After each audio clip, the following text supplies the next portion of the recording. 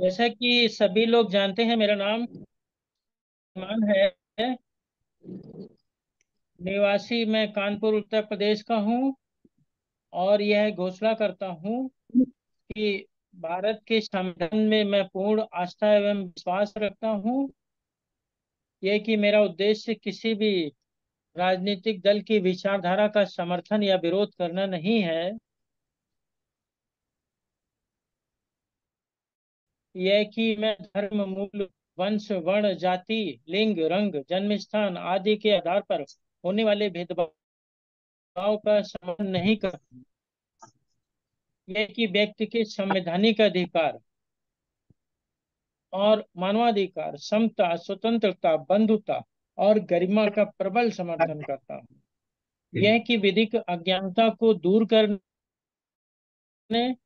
तथा विधिक अधिकार और विधिक कर्तव्यों का बोध कराने के उद्देश्य से निशुल्क, बिना किसी आर्थिक लाभ के, जनहित में विधिक ज्ञान प्रदान कर रहा हूँ।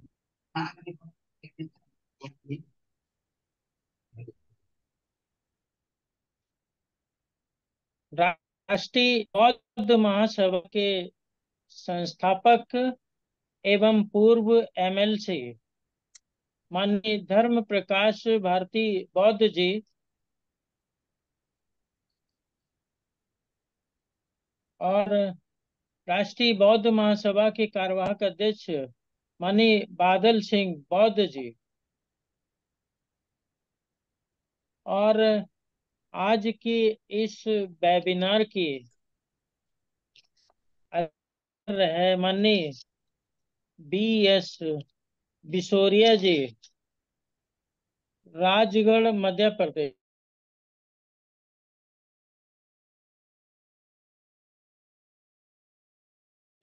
और आज के इस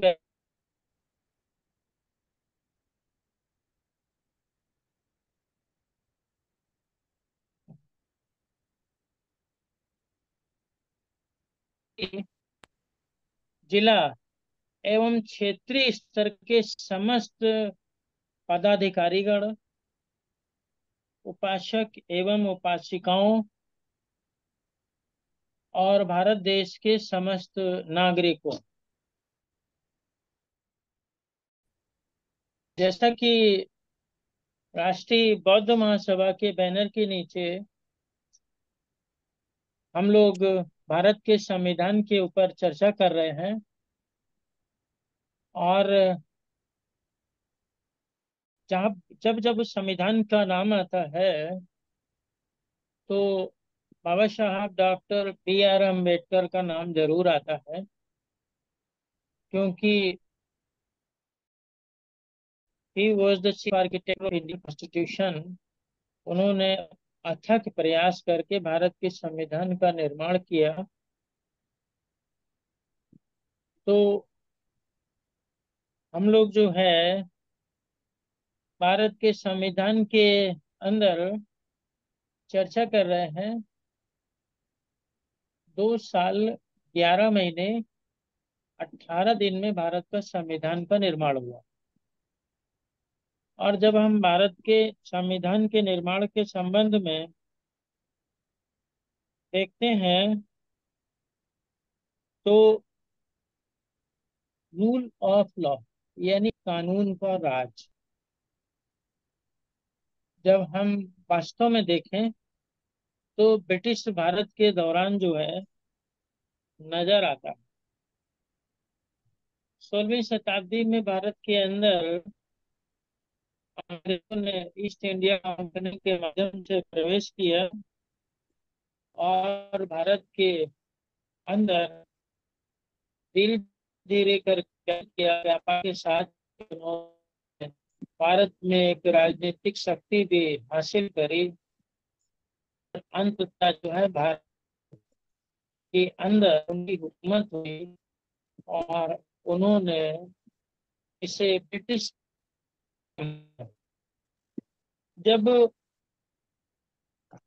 ब्रिटिश भारत के अंदर अंग्रेजों के विरुद्ध आंदोलन चालू हुए और भारत छोड़ो आंदोलन अंग्रेजों के विरुद्ध चालू हुआ कि जितने भी अंग्रेज हैं वो भारत में हैं, तो अंततः जो है अंग्रेजों ने 15 अगस्त 1940 को भारत को छोड़ने का, यानी भारत को स्वतंत्र किया। तो भारत के अंदर कानून का राज था और भारत को जो है कानून के अंतर्गत वो लोग शासन कर रहे थे, तो कानून के अंदर ही जो है भारत को स्वतंत्र किया जा सकता था। इसके लिए ब्रिटिश संसद ने भारतीय नियम 18 जुलाई 1947 को पारित किया। तो 18 जुलाई 1947 को ब्रिटेन की पार्लियामेंट में भारत की स्वतंत्रता के संबंध में एक अधिनियम बनाया गया, कानून बनाया। उसका नाम था भारतीय स्वतंत्रता अधिनियम। यह 1947 में बना। 18 जुलाई जो है वो ब्रिटिश पार्लियामेंट में पास हुआ और उसके बाद जो है में वहाँ के सदस्यों के द्वारा पास कर दिया गया कि भारत को कानूनी रूप से स्वतंत्र कर दिया जाए। तो 15 अगस्त 1947 को हमारा देश स्वतंत्र हो गया। अब जो है 15 अगस्त 1947 को जब हमारा देश स्वतंत्र हुआ, तो उस समय भारत देश के अंदर कार्यपालिका, न्यायपालिका, विधायिका और दूसरे सारे काम किसके माध्यम से होते थे, क्योंकि उस समय भारत का संविधान तो बना नहीं था। तो उस समय भारत सरकार चलाने के लिए भारत सरकार अधिनियम 1935 था, जो 1935 में आया था अधिनियम के, उस अधिनियम के अनुसार भारत देश संचालित होगा। यानी जो ब्रिटिश भारत है वह भारतीय सरकार अधिनियम हाल का एडिटे 1935 वाचन कर. के अनुसार संचालित होगा और भारतीय सरकार अधिनियम 1935 के अनुसार ब्रिटिश भारत संचालित होता रहा। अब सवाल ये पैदा होता है कि ब्रिटिश भारत का क्षेत्रफल क्या था, ब्रिटिश भारत से आशय क्या है, उसमें उसकी सीमाएं क्या थी, उसका क्षेत्र क्या था। तो जब हम ये देखते हैं तो ब्रिटिश भारत के दौरान जो है 11 गवर्नर्स के प्रांत थे,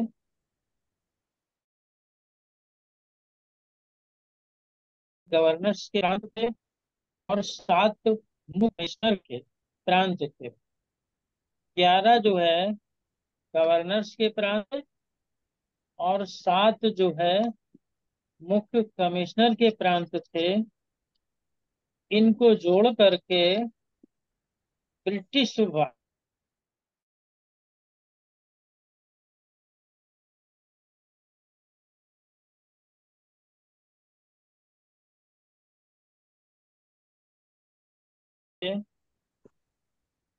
यह भारत सरकार अधिनियम 1935 के कानून के द्वारा संचालित होता था। 1935 के कानून के अनुसार जो है, एक्ट के अनुसार, यह है कार्यपालिका, न्यायपालिका और विधायिका और भारत के नागरिकों के अधिकार एवं कर्तव्यों को सुनिश्चित किया गया था।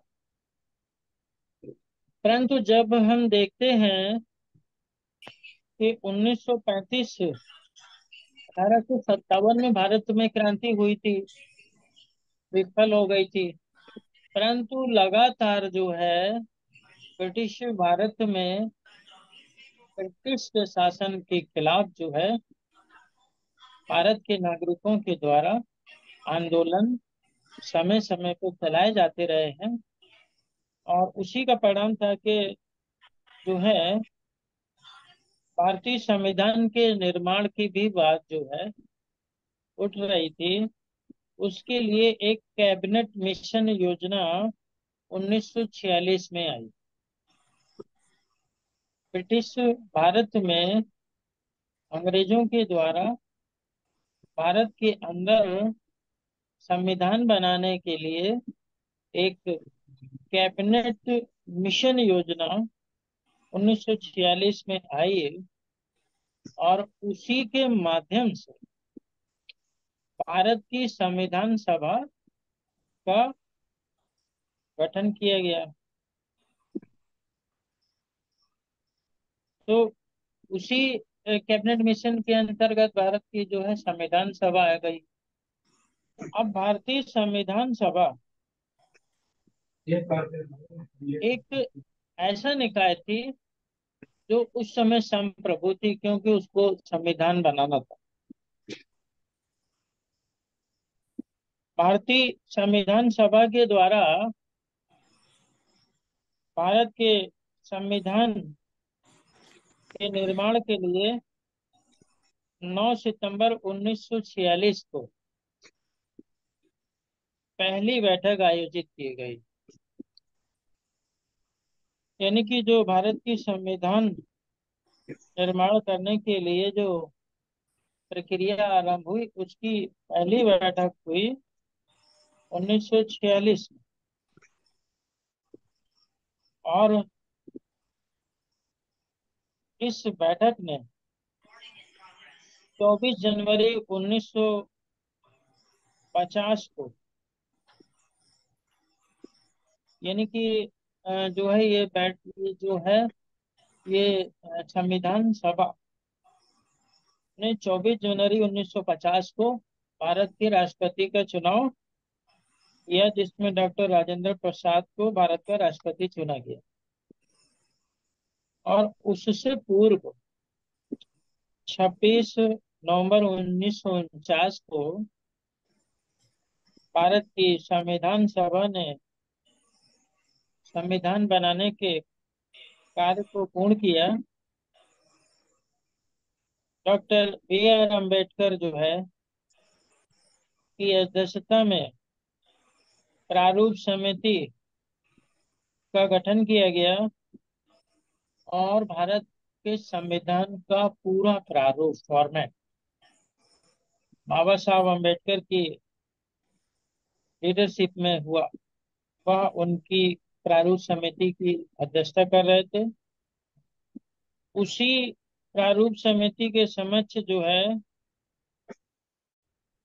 पंडित जवाहरलाल नेहरू ने प्रस्तावना को प्रस्तुत किया। जो प्रस्तावना है उसको प्रारूप समिति के समक्ष प्रस्तुत किया। संविधान के अंदर जो भी प्रारूप था, उस प्रारूप में क्या रखा जाएगा क्या नहीं रखा जाएगा, इस संबंध में जो है प्रारूप बना करके उस पर डिबेट होती थी। और क्या होना चाहिए क्या नहीं होना चाहिए, यह डॉक्टर अंबेडकर जो है बताते थे। और जो प्रारूप था उसके एक एक पॉइंट पर डिबेट होती थी। जैसा कि हम जानते हैं कि भारत के संविधान के अंदर बाबा साहब डॉक्टर भीमराव अंबेडकर ने बहुत बड़ा योगदान दिया। और उनके अथक प्रयास से 26 नवंबर 1950 को भारत के संविधान का निर्माण हुआ। संविधान सभा ने इसे अंगीकृत, अधिनियमित और आत्मार्पित किया। और फिर उसके बाद 24 जनवरी 1950 को भारत के प्रथम राष्ट्रपति राजेंद्र प्रसाद को संविधान सभा के द्वारा चुना गया। और इस तरीके से जो 15 अगस्त 1947 को हमारा देश आजाद हुआ था, और जो है अ, उसको भारत का खुद का संविधान प्राप्त हुआ 26 नवंबर 1949 को।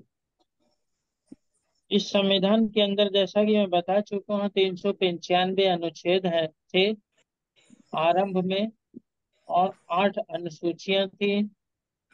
तो 395 अनुच्छेद तो हैं, परंतु इसमें 12 अनुसूची हो गई, 4 अनुसूची में अलग से ऐड कर दी गई है। जब हम देखते हैं भारत के संविधान के अंदर, तो ये इसका संक्षिप्त विवरण है। और अब जब भारत के संविधान के अंदर हम पार्ट की बात करते हैं कि भारत के संविधान में 22 भाग हैं, और सबसे पहले भाग के अंदर संविधान में, संविधान के अंदर संघ का नाम और उसके राज्य क्षेत्र के विषय में चर्चा की गई है। आर्टिकल 1 के अंदर संघ और उसका राज्य क्षेत्र। आर्टिकल 1, संघ और उसका राज्य क्षेत्र सबसे पहले रखा गया। जबकि किसी भी अधिनियम का संक्षिप्त नाम जो है सबसे पहले रखा जाता है, लेकिन इस अधिनियम का, इस भारत के संविधान का जो संक्षिप्त नाम है वह अनुच्छेद 393 के अंदर रखा गया। और भारत के संविधान का आरंभ जो है आर्टिकल 1 के माध्यम से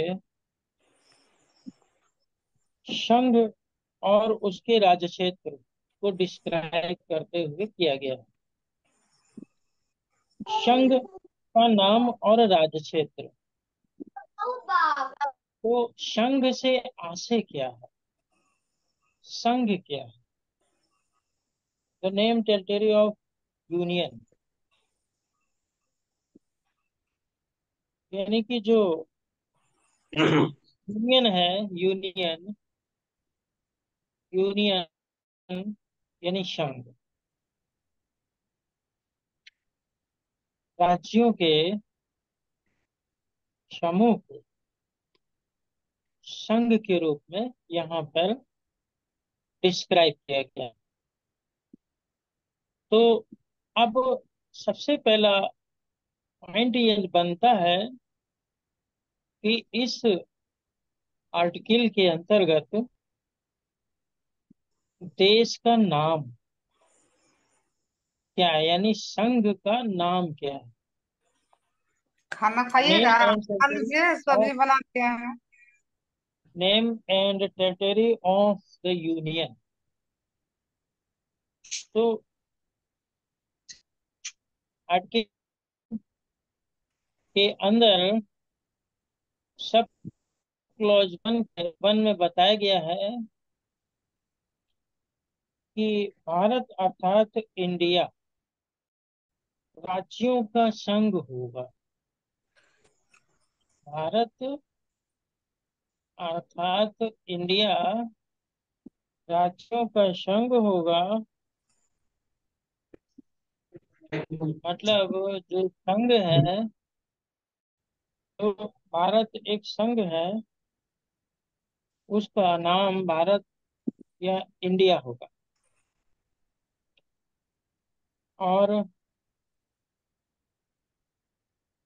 और ये होगा क्या, इंडिया में कितना शामिल होगा, राज्यों का संघ होगा।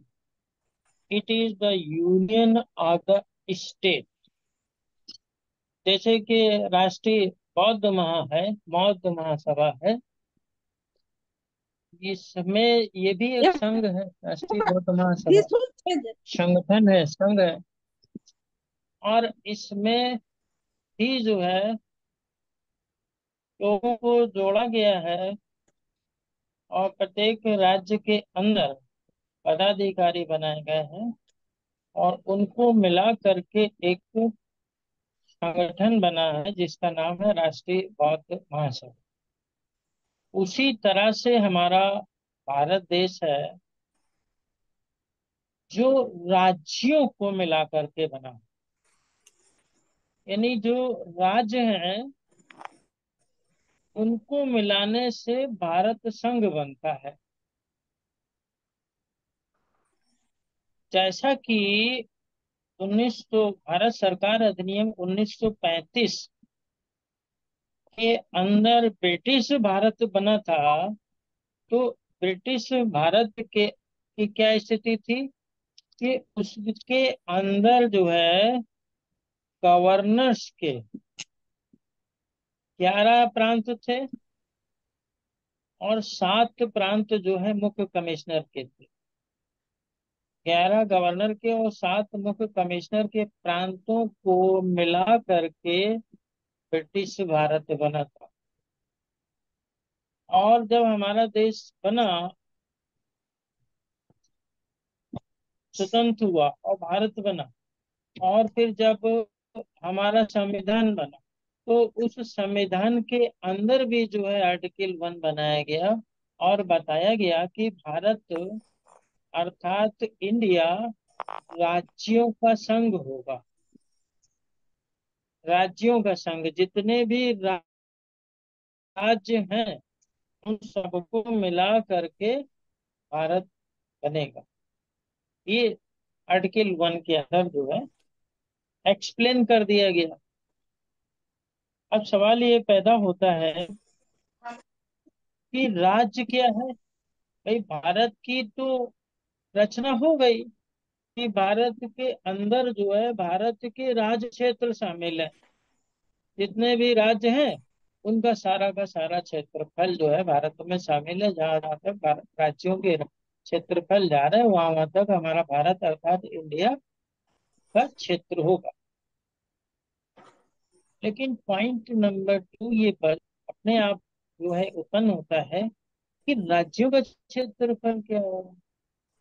राज्यों का क्षेत्रफल क्या होगा, तो उसके संबंध में जो है आर्टिकल 1(2) में बताया गया है कि राज्य और उनके राज्य क्षेत्र वे होंगे जो प्रथम अनुसूची में स्पष्ट है। यानी कि राज्य क्या होगा है, हमारे देश का जो निर्माण राज्यों से हो रहा है, उसमें कौन कौन से राज्य शामिल है। क्या कराची भी शामिल है? क्या लाहौर भी शामिल है? क्या काबुल भी शामिल है? तो ये एक सवाल पैदा होता है कि कौन कौन से प्रांत मिला करके हमारा भारत देश का निर्माण हो रहा है। तो यह कौन कौन से प्रांत जो है भारत में भारत के निर्माण में जो है शामिल हो रहे हैं, ये जब हम देखते हैं तो ये हमें पता चलता है भारत के संविधान के अंदर जो है प्रथम अनुसूची है, फर्स्ट शेड्यूल है। यानी कि आर्टिकल में बहुत सारी चीजें डिस्क्राइब नहीं की जा सकती हैं, इसलिए आर्टिकल को डिस्क्राइब करने के लिए राज्य कौन कौन से राज्य होंगे इसके लिए एक लिस्ट बनाई गई है, एक सूची तैयार की गई है। वह सूची का नाम रखा गया है प्रथम अनुसूची। जैसा कि अभी हमने बताया था कि भारत के संविधान के अंदर 22 भाग और 12 अनुसूचियां हैं। तो ये जो पहली अनुसूची है उसमें राज्यों के नाम लिखे हैं। कौन कौन से राज्य से मिलकर के भारत का निर्माण होता है, जब हम देखते हैं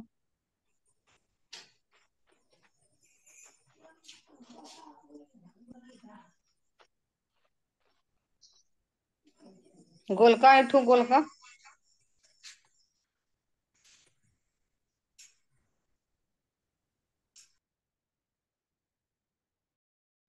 इतना तेज हो तो इसको आंध्र कि प्रदेश ये जो है लगता प्रथम अनुसूची कहलाती है और भारत के संविधान के अंदर करा दे। अनुच्छेद 395 के बाद दी हुई है।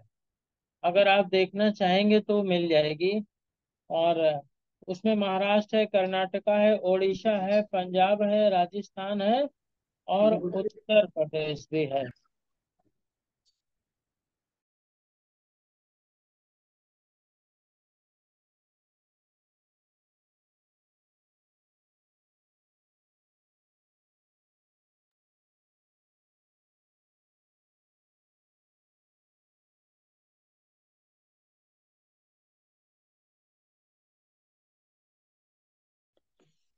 सर आवाज नहीं आ रही है।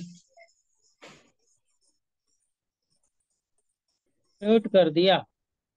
चलिए, अब मैंने अपने आप को अनम्यूट कर दिया है। किस समय से आवाज नहीं आ रही, कितनी देर हो गई? राज्यों की सूचियां। अनुसूचियां, राज्यों की सूचियां। तो मैं बता रहा था कि भारत देश राज्यों को मिला करके बना हुआ है। और कौन कौन से राज्यों को मिला करके बना है, ये भारत के संविधान के अंदर जो है एक सूची बनाई गई है, एक लिस्ट बनाई गई है। उसकी पहली अनुसूची यानी फर्स्ट शेड्यूल के अंदर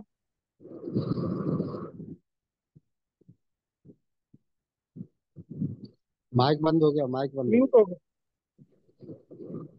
फिर म्यूट हो रहा है सर भाई बार देखिए कैसे बंद हो रहा है, वहीं से हो रहा है ना। आंध्र बार। प्रदेश है फर्स्ट शेड्यूल में, असम है, बिहार है, गुजरात है, केरला है, मध्य प्रदेश है, तमिलनाडु है, महाराष्ट्र है, कर्नाटक है, उड़ीसा है, पंजाब है, राजस्थान है, उत्तर प्रदेश है, पश्चिम बंगाल है, नागालैंड है, हरियाणा है, हिमाचल प्रदेश है, मणिपुर। मणिपुर भी हमारे देश का राज्य है। तो बड़ा जो है वहां पर लॉ एंड ऑर्डर की समस्या खराब है मणिपुर में। और जो है मणिपुर भी हमारे देश का ही राज्य है। त्रिपुरा भी है, मेघालय है, सिक्किम है, मिजोरम है, अरुणाचल प्रदेश है, गोवा है, छत्तीसगढ़ है, उत्तराखंड है और झारखंड, तेलंगाना, ये राज्य है। इनके इनको मिला करके और इनके साथ केंद्र शासित राज्यों को भी मिला लिया जाता है फर्स्ट शेड्यूल के अंदर। जैसे दिल्ली है, अंडमान और निकोबार है द्वीप समूह।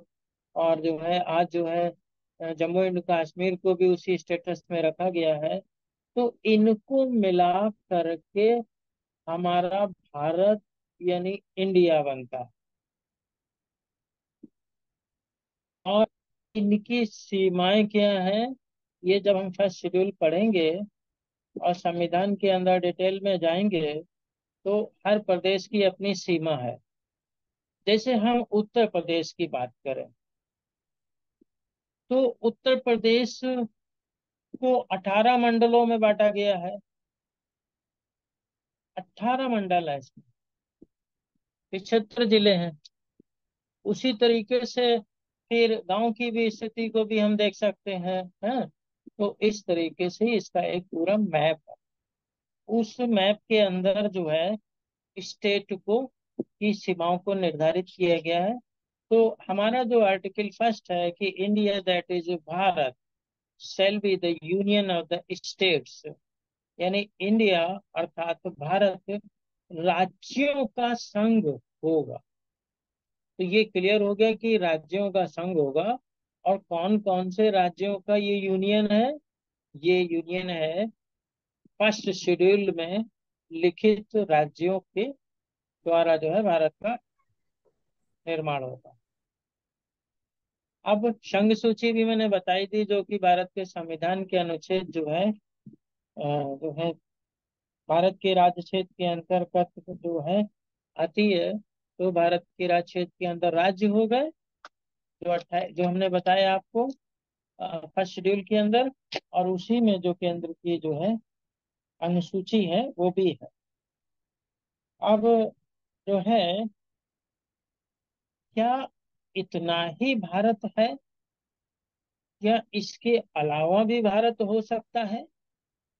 भाई जो चाइना है वह अपना क्षेत्रफल बढ़ा रहा है। तो यदि दुनिया के अंदर कोई राज्य भारत के अंदर, कोई देश भारत के अंदर शामिल होना चाहता है अपनी मर्जी से, तो वो शामिल हो सकता है, फिर वह भी भारत का हिस्सा हो सकता है। इसके लिए जो है संविधान में अलग से प्रोविजन रखा गया है, जिसपे हम लोग अलग से चर्चा करेंगे।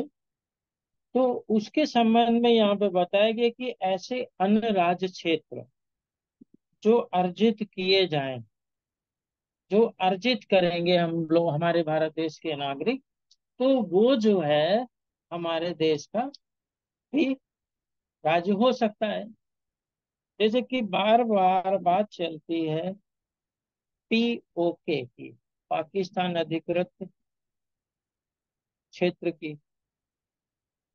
क्या भविष्य में अगर वो अर्जित कर लेते हैं किसी माध्यम से, तो फिर वह हिस्सा बन जाता है, या वहाँ के लोग भारत में शामिल हो जाते हैं तो भारत का हिस्सा बन जाता है, और वह भी यूनियन का पार्ट हो जाएगा। क्योंकि India that is Bharat shall be the union of the states, तो वो भी स्टेट हो जाएगा। इस तरीके से भविष्य में अर्जित राज्यों को भी जो है हमने समाविष्ट करने का प्रयास किया। अब जो है, जब हम भारत के संविधान के अंदर देखते हैं प्रियम्बल के विषय में, तो भारत के संविधान के अंदर जो भारत का स्वरूप है वह हमें दिखाई पड़ता है। आर्टिकल 1 के माध्यम से जब हम देखते हैं, तो भारत देश के अंदर ये सभी जो प्रदेश हैं इनकी अपनी विधान मंडल, इन विधान मंडलों में जनता के द्वारा वोट दे करके वहां पे जनता अपना जन प्रतिनिधि चुनती है। और वो जो विधान मंडल के लिए, राज्यों के विधान मंडल के लिए जन प्रतिनिधि चुन के जाते हैं, उनके माध्यम से सरकार का निर्माण होता है। और जो संघ के चुनाव होते हैं केंद्र के लिए, वो पूरे भारत देश के अंदर होते हैं, जिसे हम लोग लोकसभा का चुनाव कहते हैं, संसद के लिए होते हैं। और वह संसद का निर्माण करती है, राज्यसभा का चुनाव होता है, राज्यसभा का निर्माण होती है, और उसी के माध्यम से फिर आज वर्तमान समय में राष्ट्रपति का चुनाव होता है, प्रधानमंत्री का चुनाव होता है, कैबिनेट बनती है और सरकार बनती है। और वह सरकार जो है भारत के संविधान के अनुसार काम करती है। अब सवाल ये पैदा होता है कि किसी भी देश में सबसे जो है सर्वोच्च कौन है, सबसे बड़ा कौन है? तो भारत का जो संविधान है वह सबसे सर्वोच्च है। यह कार्यपालिका से भी सर्वोच्च है, न्यायपालिका से भी सर्वोच्च है, और विधायिका से भी सर्वोच्च है। भारत की सर्वोच्चता, भारत और भारत के संविधान की सर्वोच्चता, कार्यपालिका की सर्वोच्चता, न्यायपालिका की सर्वोच्चता, तो कभी कभी कंफ्यूजन खड़ा होता है कि जो है जनता सर्वोच्च है, भारत की सबसे ऊंची है, या संसद सर्वोच्च है, या विधायक ये जो है न्यायपालिका है या कार्यपालिका है। तो इस संबंध में एक केस जो है आया था मिनर्वा मिल्स बनाम भारत संघ, मिनर्वा मिल्स भारत संघ AIR 1980 SC 1789 में न्यायालय ने यह निर्णय दिया है कि भारत का संविधान सर्वोच्च है। भारत का संविधान सर्वोच्च है। यह निर्णय जो है मिनर्वा मिल्स बनाम भारत संघ AIR 1980 में SSC 1789 में निर्णय आया, माननीय न्यायालय के द्वारा, सुप्रीम कोर्ट के द्वारा। इस तरीके से जब हम देखते हैं कि भारत के अंदर सुपरमेसी ऑफ लॉ है और लॉ के अंदर सुपरमेसी ऑफ कॉन्स्टिट्यूशन है, तो संविधान के द्वारा ही कार्यपालिका, न्यायपालिका और विधायिका और अन्य सभी को शक्तियां एवं अधिकार प्रदान किए गए हैं। तो अनुच्छेद जो है एक के संबंध में आज हम लोग ने विस्तार से चर्चा करी, और अति शीघ्र जो है लैपटॉप के माध्यम से जो है मैं स्लाइड शेयर करके इसको फिर से जो है स्लाइडों के माध्यम से शेयर करके पढ़ाऊंगा। अभी लैपटॉप किन्हीं कारणों से जूम से जुड़ता नहीं है, जिसके वजह से बनी हुई स्लाइडें शेयर नहीं हो पाती हैं। तो अभी जो है एक जो होती है व्याख्यान पद्धति, लेक्चर मेथड, अध्यापन की सबसे बढ़िया बहुत प्राचीन पद्धति है व्याख्यान पद्धति। उसी के माध्यम से मैं विस्तार से बताने का प्रयास करता हूँ।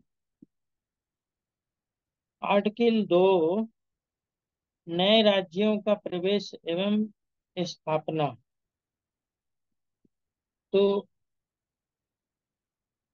इस संबंध में संसद को शक्ति प्रदान की गई। आर्टिकल 2 में संसद को नए राज्यों के प्रवेश के लिए या जो है उनकी स्थापना के लिए, इस्टेब्लिशमेंट के लिए प्रावधान दिया गया है। संसद विधि द्वारा ऐसे निर्बंधों और शर्तों के अधीन, यानी शर्तों पर रहते हुए, जो वह ठीक समझे, संघ में नए राज्यों का प्रवेश या उनकी स्थापना कर सकेगी। तो किसी भी राज्य को भारत देश के अंदर शामिल करने का काम जो है आर्टिकल 12 के अंदर दिया गया है।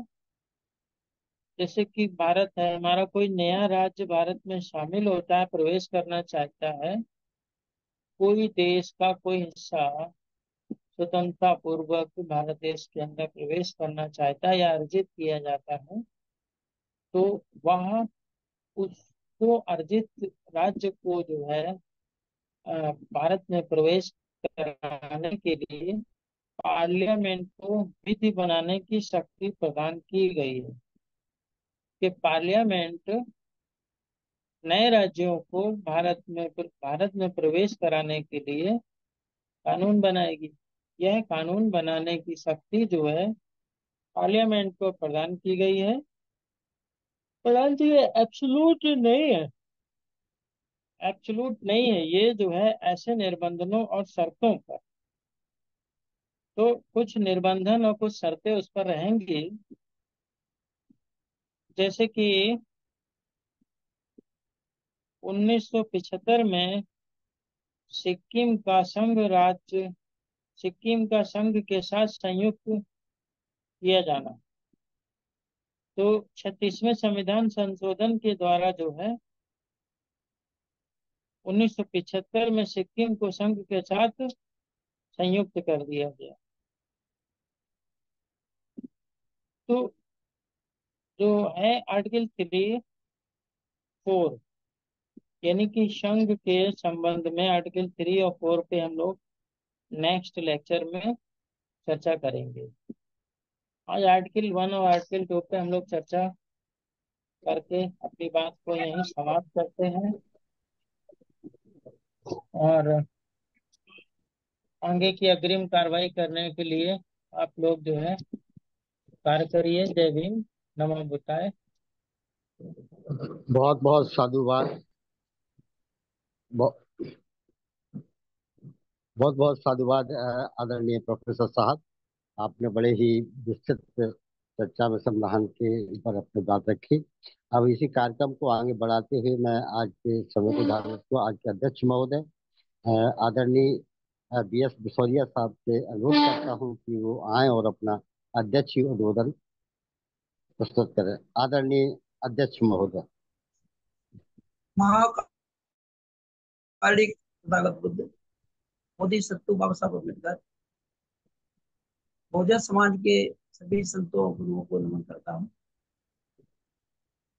राष्ट्रीय बौद्ध महासभा के संस्थापक एवं अध्यक्ष माननीय धर्मप्रचार भारती बौद्ध साहब, कार्यवाहक अध्यक्ष माननीय बदन सिंह बौद्ध साहब, संविधान का वाचन कर रहे RC दीवान साहब, आज का संचालन कर रहे मंदिर सिंह साहब, और सभी पदाधिकारी, सभी उपासक, सभी को वो बता देवी। आज माननीय दीवान साहब ने किस तरह से भारतीय स्वतंत्रता के पहले ब्रिटिश भारत के अधीन शासन संचालन होता था, संविधान किस तरह से निर्माण की प्रक्रिया प्रारंभ हुई, और संविधान में किस तरह से आर्टिकल 1 जिसमें संघ और राज्यों की समावेश है, आर्टिकल 2 जिसमें अन्य राज्यों को जो किस तरह से जोड़ा जाता है उसके बारे में बताया, और ये बताया किस तरह से बाबा साहब ने 2 वर्ष 11 माह 18 दिन में बड़े परिश्रम के साथ संविधान को पूर्ण किया। और ब्रिटिश भारत में भारत सरकार अधिनियम 1935 के तहत शासन का संचालन होता था, जिसमें 11 गवर्नर थे और 7 शहर के राज्य थे। उस तरह से जब ये प्रारंभ हुआ कि ब्रिटिश द्वारा स्वतंत्र किया जाता है, इसमें वर्तमान पाकिस्तान, बांग्लादेश भी था। 1947 को स्वतंत्रता अधिनियम ब्रिटिश पार्लियामेंट में पारित हुआ, कैबिनेट मिशन आया, उसके तहत संविधान सभा का गठन हुआ, और संविधान सभा के तहत उसमें प्रारूप समिति बनी जिसमें बाबा साहब को अध्यक्ष बनाया गया। और क्योंकि हम सभी जानते हैं कि पहले कई राजाओं का शासन था, कई प्रकार की भौगोलिक सीमाएं थी, कई प्रकार की वेशभूषा थी, कई प्रकार के धर्म थे, कई प्रकार की विविधता थी भारत में। इन सबको किस तरह से एकीकृत करके और बाबा साहब ने किस तरह से एक ऐसा संविधान बनाया जिससे भारत की एकता, अखंडता जुड़ रहे और सभी को स्वतंत्रता मिले, फ्रीडम मिले। जो तथागत बुद्ध के सिद्धांत थे, स्वतंत्रता, समानता, बंधुत्व, न्याय और वैज्ञानिक सोच को किस तरह से संविधान में समावेश किया गया, और कुछ ऐसे राज्य जो पूर्वोत्तर राज्य थे उनको फ्रीडम दिया गया, किस तरह से हमारे जो ट्राइबल थे उनको फ्रीडम दिया गया, और किस तरह से वीकर सेक्शन थे SC ST OBC उनके विशेष बंद किए गए, महिलाओं के लिए विशेष प्रावधान किए गए। तो एक अनोखा संविधान जो विश्व में एक अनोखा संविधान माना जाता है। यहाँ कई देशों में स्थिरता आ जाती है, जो हमारे राज्य कई प्रकार के शासन उथल पुथल आती है, बदलाव आते हैं, लेकिन ये संविधान का ही जो है वो है कि इस तरह से बड़े तरीके से डेमोक्रेटिक तरीके से जो सबसे अच्छी व्यवस्था मानी जाती है वर्तमान में, उसके तरीके से सरकार को बदलाव होता है, और सरकार अपना जो है रिप्रेजेंटेटिव अपने प्रतिनिधियों को चुनती है। कई प्रकार की खामियां हम जानते हैं वर्तमान में। तो ये अनुच्छेद जिसमें बताया कि राज्यों का गठन जो मैं जानता हूँ उसमें चूंकि बड़ी समस्या थी किस तरह राज्यों का गठन किया जाए, उसमें भाषाई आधार लिया गया। एक तो जैसे कि अपन देखते हैं साउथ तमिलनाडु में तमिल भाषा है, कर्नाटक में कन्नड़ है, केरलम मलयालम है, इस तरह के अन्य असम है, ऐसे विभिन्न राज्यों में अपनी भाषाओं का आधार, भौगोलिक आधार, इन आधारों पर जो है राज्यों का पुनर्गठन किया गया। कुछ केंद्र शासित प्रदेश बनाए गए और इस तरह का एक शासन व्यवस्था दी गई ताकि और बेहतर संचालन हो सके। जैसे बाबा साहब ने कहा था कि संविधान कितना भी अच्छा हो लेकिन उसको लागू करने वालों पर डिपेंड कुछ करता है, और वर्तमान में वही सब कुछ दृष्टिगोचर हो रहा है। कुछ इस तरह की शंकाएं, कुछ शंकाएं हो रही हैं। और संविधान को भी हम देखते हैं कि 18वीं लोकसभा का इलेक्शन हुआ तो काफी बड़ा मुद्दा संविधान को बना, विपक्षियों ने भी उसको दिखाया जगह जगह। और अभी जब लोकसभा में जब लोगों ने शपथ ली उस समय कई सदस्यों ने पहली बार हमने देखा संविधान को दिखाते हुए शपथ ली। और माननीय प्रधानमंत्री जी ने भी उस पर जाके मत्था टेका सभी लोकसभा के सामने। तो संविधान के प्रति लोगों में अवेयरनेस तो आई है। और संविधान को जो है खतरा करने वाले भी बड़ी तैयारी के साथ हैं, और उसको बचाने वाले भी बहुत मुस्तैदी के साथ खड़े हुए हैं।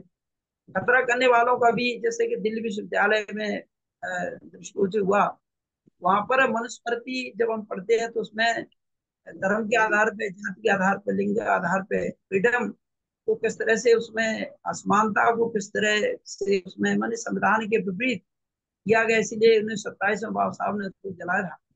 और वही ताकत है अभी भी।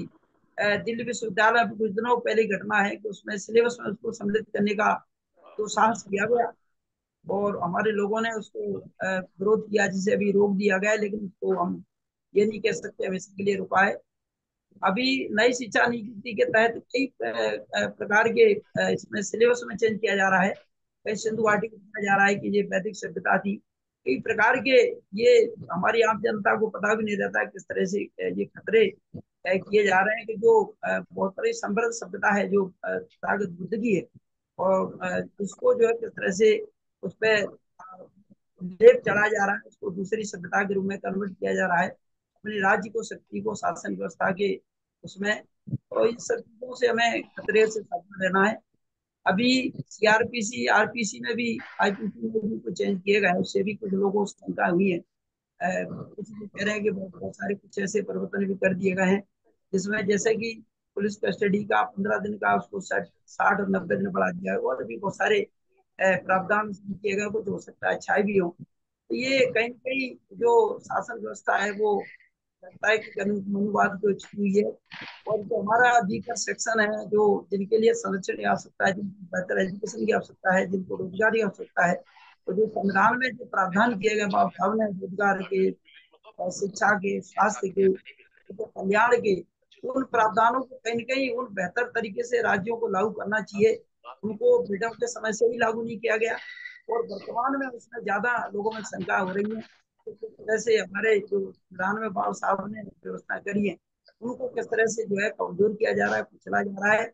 और उनको जो सारे जो प्रावधान है उनको अलग तरीके से प्रभाषित करके उनको किया जा रहा है। तो ये निश्चित तौर पे आरबीएम भी इस पे सभी लोग हमारे चूंकि बहुत चिंतक है, विचारक हैं, और बाबा साहब के अनुयायी हैं, और तथागत बुद्ध के सिद्धांतों पर चलने वाले लोग हैं। सबको इस तरह की चिंता और मनन इस तरह होती है। और आरबीएम ने पहले भी संविधान पर जब खतरा आ रहा था उस समय भी जंतर मंतर का आंदोलन किया था।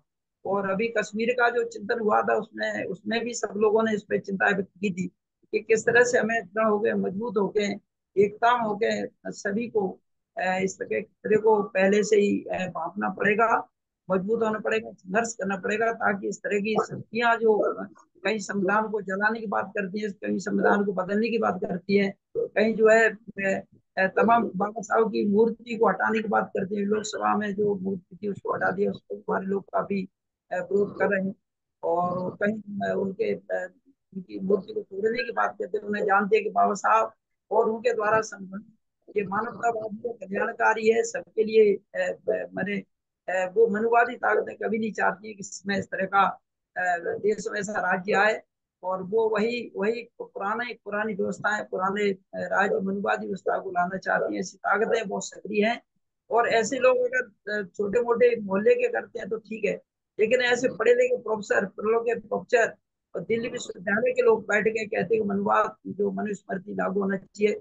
हमें निश्चित तौर पर से है या प्रधानमंत्री कार्यालय में बैठे आर्थिक सलाहकार जैसे बैठे हैं, या जो है कर्नाटक में मंत्री जैसे कहते हैं, संसद में खड़े हुए लोग कहते हैं, ये निश्चित तौर पर हमें चिंता का विषय, इनकी ओर हमें सचेत होना पड़ेगा।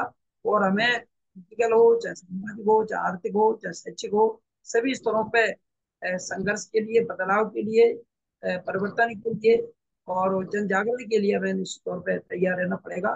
और निश्चित तौर पे आदित्य दीवान साहब बहुत अच्छा संविधान के बारे में बताते रहते हैं और बहुत जरूरी है हमारे सबके लिए, क्योंकि हमारी सुरक्षा उसी से है, हमारे जो है जो हमारी रोटी कपड़ा मकान की सुविधा उसी से, हमारी शिक्षा स्वास्थ्य उसी से है।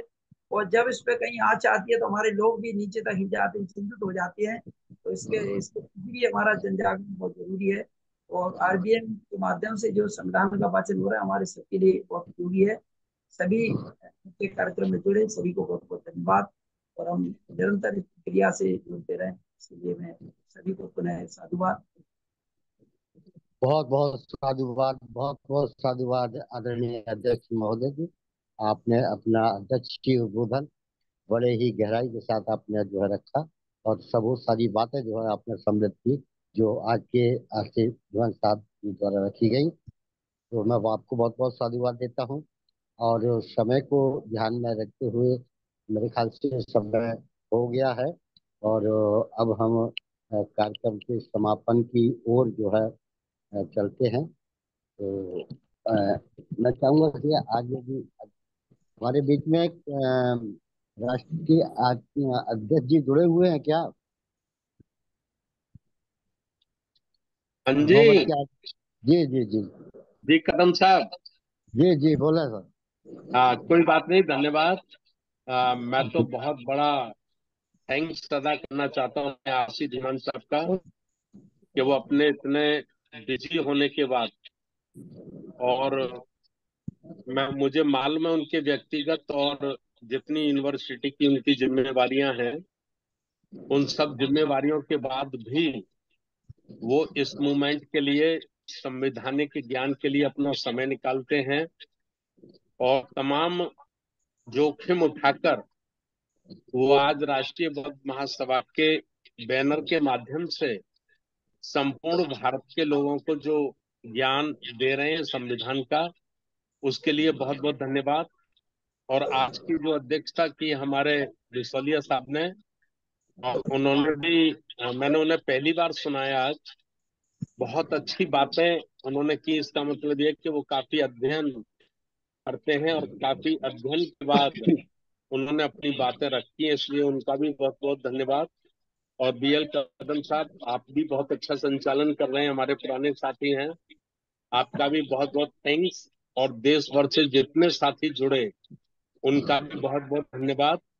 इस निवेदन के साथ के ये जो संविधान वाचन कार्यक्रम है, ये बहुत बड़ा उद्देश्य है, बहुत बड़ा कारवां है।